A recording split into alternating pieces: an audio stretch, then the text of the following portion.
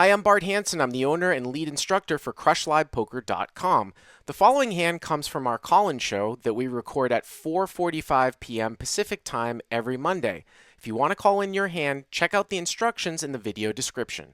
This hand was a 2-5 game at Choctaw. Yep. Button straddle with ultimate last action. You could straddle $10 to $25 on the button. Okay. So I'm sitting at $4,000 effective. This is in Choctaw? Yeah, Choctaw during the right. WSOP series. I've been there once. I caught pneumonia. I almost died. That's not good. Okay. So 4,000 effective, yeah. Button has me covered with around 7,000, and the small blind sitting at 2,000. Okay. So it folds around to the small blind who limps. Heroes in the big blind with ace, 3 of hearts. All right, so 4,000 effective. 4,000 effective. You're where are you again? What position? I'm in the big blind. Okay, so it's a Mississippi straddle, which means the blinds start first, right? So the small blind has 2,000. The button covers everyone. The small blind limps. Okay. And then I'm in the big blind with ace, 3 of hearts, and I make it $40. Okay. What are the blinds? And, how much is the straddle amount? 2-5. The straddle's from $10 to $25. And he straddled for how much? 10. Okay, so it's 2, 5, 10. So you make it 4. So it's straddle to 10 on the button. You make it 40 with ace, 3 of hearts and the big blind. Okay, over a small blind limp. Yeah. Yep. So small blind calls 40, and then it's on the button who also calls. So the button calls and the small blind calls? Yes. Okay. So the pot's around 120. The flop comes 8-5-2 rainbow with 1 heart. So the flop is 8-5-2 rainbow with 1 heart. So you flop a wheel draw, right? Backdoor hearts. Yes. Okay. All right, so then the small blind actually leads here for 75. So the small blind leads for 75. So he limp called. It's kind of interesting too because with these button straddle games, there's been this discussion about how are you supposed to play pre-flop from like the blinds because you're in such a positional disadvantage. And I've heard people say that they even will sometimes like complete their entire range instead of like opening for a raise. I mean, you're incentivized to raise once the small blind obviously limps in. It's just something to think about. So small blind leads out after you're the pre-flop raiser into 2 people, 8-5 deuce rainbow. It wouldn't be the most standard lead here with the set. You have decent equity, and you've got the guy behind you. I mean, I think I would raise here a fair amount, and I would probably raise with some vulnerable overpairs here as well. Are you with me? Yeah, I was thinking I did misstep this because I did just call, but I was thinking about raising here. I mean, I don't know if it's a misstep necessarily, but the thing is that here's the thing, like the reason why raising here from the middle is very advantageous in a spot like this is because, well, we've got fold equity, but it's the same thing that I keep talking about pre-flop, right? You're going to gain a lot of relative position by just knocking the button out. Like if you call and then the button overcalls, it's going to be very, very hard for you to realize. Now, in a more advanced setting, if you're not raising with deuces and 5s from the big blind over a small blind limp, it is a little bit unbalanced. If the button knew what was going on, he could make your life a living hell because he could put a lot of pressure on you through either a flat call if you're raised or even a click, even like a 3-bet. If you're really, really deep. But, I mean, it's 2-5. Most guys are just going to play their hand. You don't usually have to worry about that too much. But I'm just saying, like, that's why, like, in high stakes, you might see even more of a call here because of the fact that the button, you have to be concerned about the button, like, basically, like, killing you. if they know what's going on. But I would tend to raise here. So you call. Okay. And I do call him the button calls, and the button's also a pro player, and I would say the small blind's more of an amateur. Okay. Well, that's even more of a reason to raise the flop because I think that there's going to be a lot of hands he's just bet folding. Like whatever, like 7, Yeah. 8 or some bullshit like that, nines. Yeah. So the pot's around. So the button does call, and I call. The pot's around 345. Yep. The turn comes a 4 of diamonds, which brings no flush draw, but I get the wheel. Okay. By the way, too, this is kind of interesting about the properties of your hand.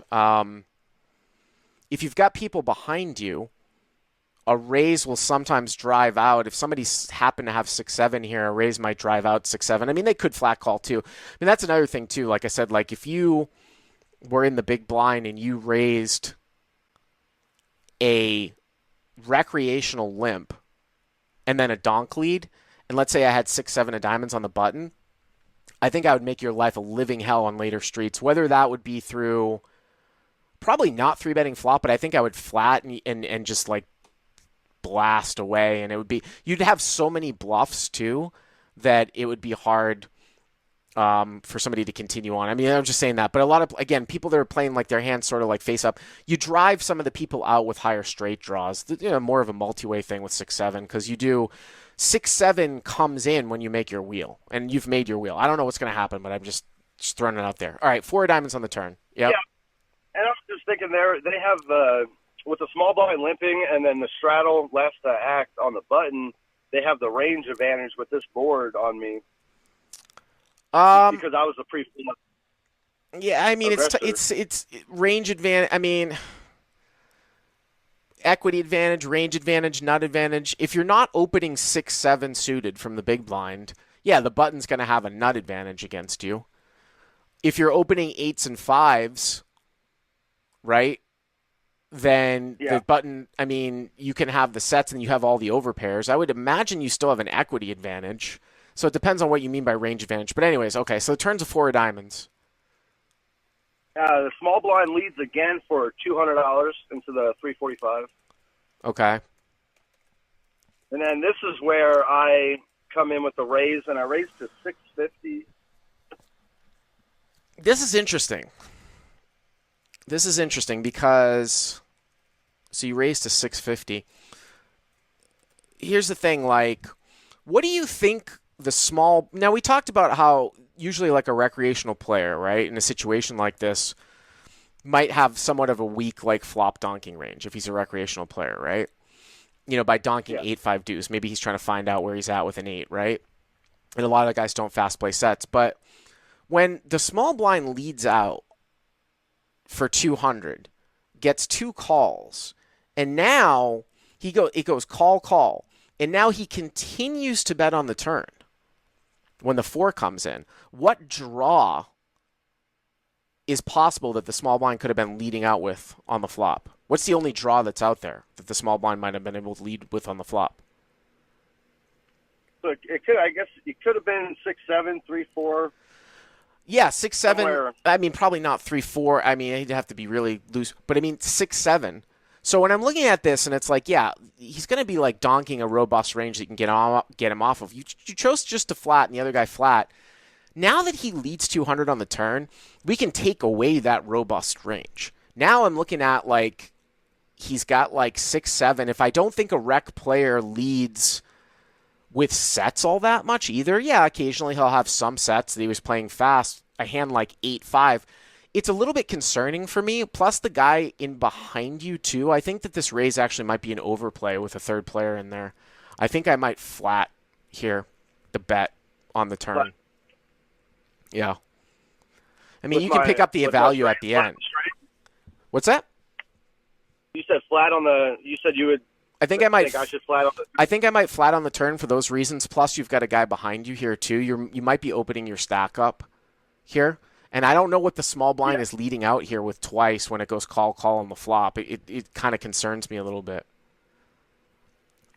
And when I do raise to, so I raise to 650. The button actually 3-bets to 1900. Wow.